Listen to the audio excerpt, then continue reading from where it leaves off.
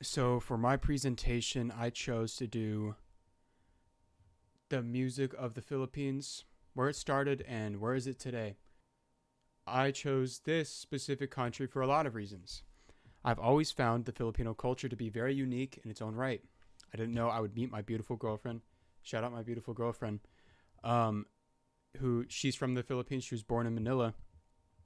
But when I met her, she's only shared more information about the Philippines and especially about music. Like she has a lot of appreciation for the music and karaoke as well, which we'll get into that later. Uh, the thing that interested me the most was the Austronesian, American, and Spanish influence on the culture, and that kind of made it, you know, a blend, a melting pot of all those cultures. And early on in the Philippines, it was kind of a hodgepodge of various civilizations and kingdoms. Eventually, the islands were colonized by the Spaniards from the 1500s to the late 1800s, where a lot of Spanish culture was influenced upon them, and this affected their religion, language, and culture in general. With all this history and culture held within the Philippines, their music is known to be lively, emotional, and vocal driven. A lot of people say that Filipinos tend to have amazing vocals, and we'll get into that later as well. Indigenous Filipino music. Traditional or indigenous Filipino music was the music of the native tribes and kingdoms of the islands.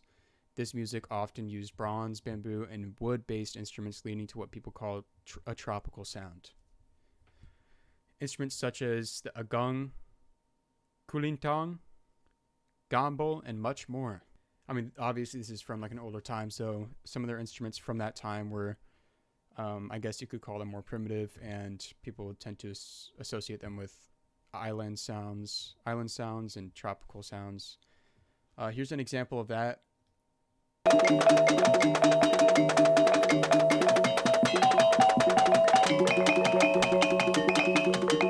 So a lot of the music from older periods of the Philippines had a lot of gongs and wooden instruments, stuff like that. So we're about to get into gongs. Gong music is one of the more prevalent indigenous genres of the Philippines. The ensemble known as Maguindanaon Kulintang is a collection of multiple gong-based instruments, the main one being called a kulintang. This instrument is made of 8 bronze gongs, all with varying tones. Kulintang music is used for weddings, courting, or festivals. One of the multiple gong instruments called the gandingan, or talking gongs, is used to communicate messages often romantic to the woman who's being courted or the bride. This traditional music still has influence on many young folk in the Philippines today. Many newer songs sample these instruments and concepts to appreciate their diverse culture and convey messages that hold meaning without needing words. Many people also still use these performances in weddings and festivals, showing that this tradition is alive and well. Here is the talking gongs that they use for courting and stuff like that.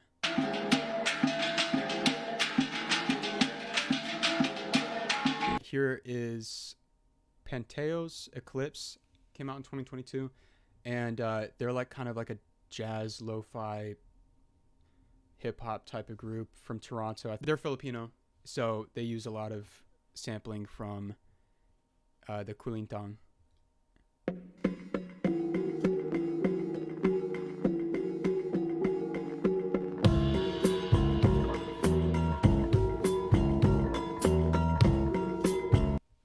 The Spaniards' effect on the Philippines' music. Filipino music had a drastic change when colonized by the Spaniards from the 1500s to the late 1800s. Along with religious conversion came the introduction to Gregorian chant and plain song.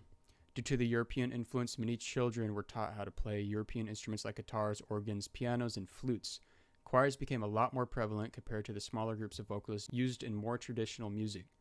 Indigenous music fused with the European music introduced provided a new form of drum-based music with native instruments while incorporating the European harmonies, scales, and rhythms. This music is played at festivals such as Ati Atihan.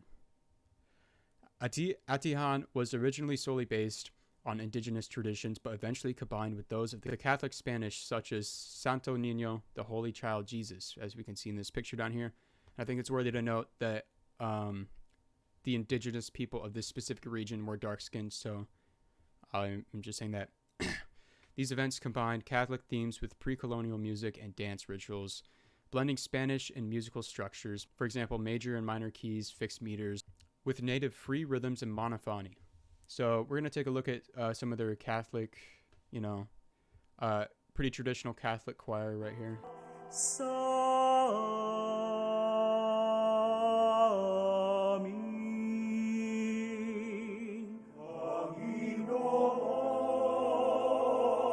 And here is an example of the Atihan festival. They're wearing more traditional, indigenous costumes and face paint, body paint, stuff like that.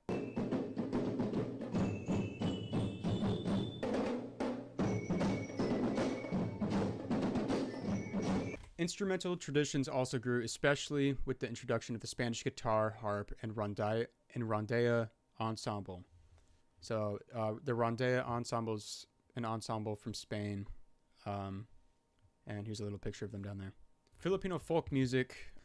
Before the colonization, folk music had already been prominent in the Philippines. Folk music was used for storytelling, cultural strengthening, and the people's identity. They take much pride in their folk music. Folk acted also as a way to pass down myths and legends. For example, this folk song performed at a university. I think it's about a bird.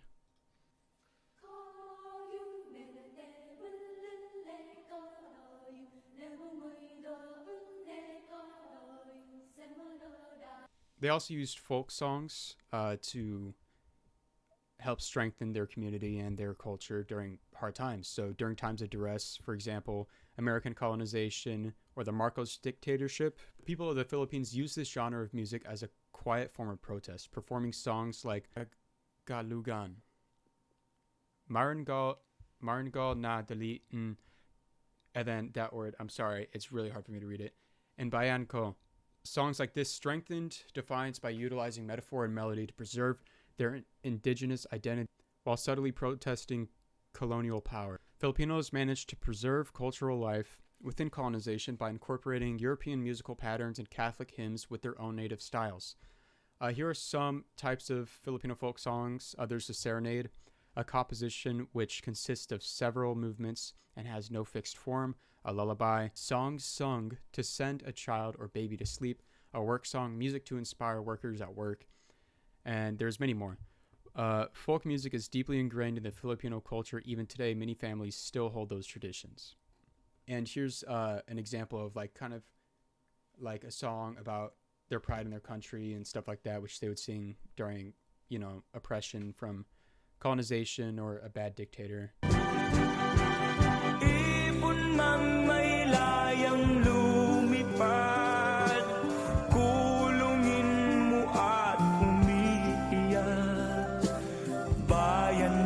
Music's importance in the Philippines today.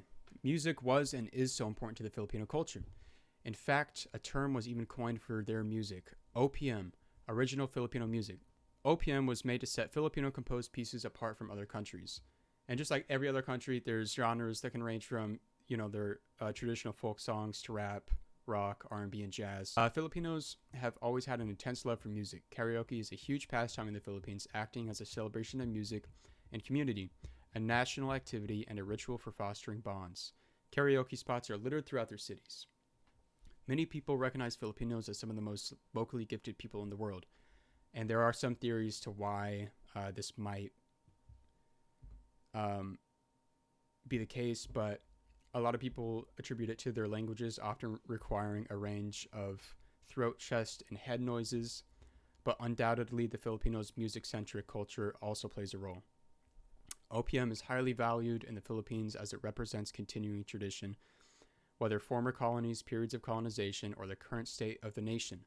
It represents the melting pot of culture that the country is and the uniqueness of their circumstances throughout the centuries and the pride they hold for their history. So,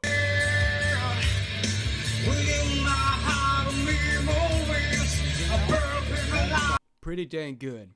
Pretty dang good. And this is a song that my girlfriend really likes. I also like it quite a bit as well. Ang oras kapag hinayaan lumipas, madarama mo hanggang bukas.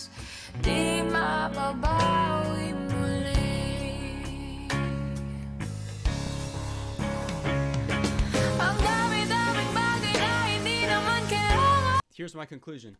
In conclusion, Filipino music is deeply tied to the nation's history, blending indigenous traditions with foreign influences like Spanish and American styles. It has served as a powerful tool for storytelling, cultural preservation, and resistance throughout the country's history. Despite colonization and oppression, music has remained a symbol of resilience and national pride. Today, Filipino music continues to celebrate the country's unique identity.